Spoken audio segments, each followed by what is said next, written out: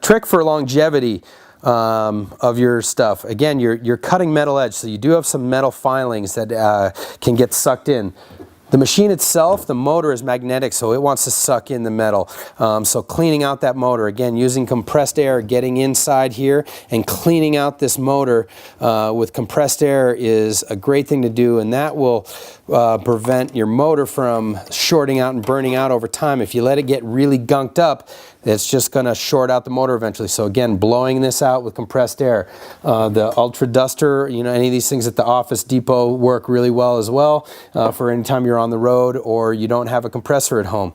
The other thing is make sure that you put your power source at the back of the bench. There's a fan in here, and there's also a magnetic charge here, so it wants to pull in that dust. If it pulls a lot of dust in, it eventually shorts out as well. So you want to get that away from being here underneath your bench where all the filings are going down. You want to make that sure that's at the back of the bench. So again, really a couple simple things to make sure that your longevity works. The other tip and trick really is your stones will last depending upon how much you're doing. If you're tuning for 2 or 3 kids at home, your stones should last 2 to 3, maybe even 4 years, depending upon how often you tune.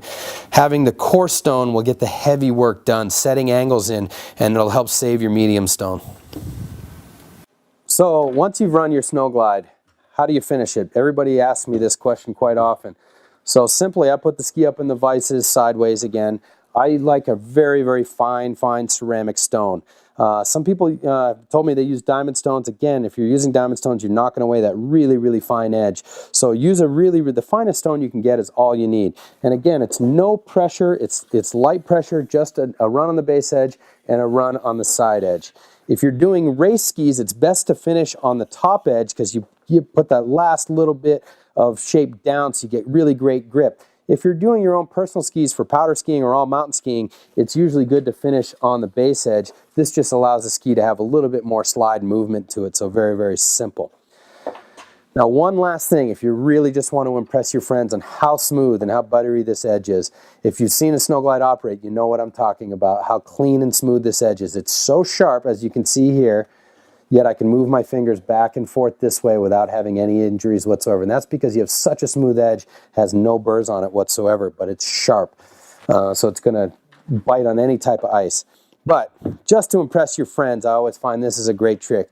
You can use a WD-40 no mess pen. It's just a little felt pen with some WD-40 in here, or you could use any of the edge oils that are out there, the secret sauce that some of the brands make, but very simple. You just dab your pen and just do a quick little run down the edge. As you can see, I haven't gotten any on the edge whatsoever. Now I take my final pass. I only do this on the final pass. I do the final pass with that edge oil on there. And this will give you the cleanest edge you've ever seen. Disengage at the end.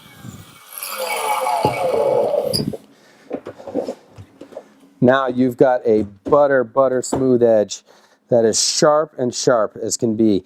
And when you do this, again, you almost don't even need to do this step, but I do this step just to give me that little bit extra butter. And lastly, always finish just with your paper towel. This just takes any left little thing over there. You've got the smoothest edge you'll ever see. Yet again, so sharp.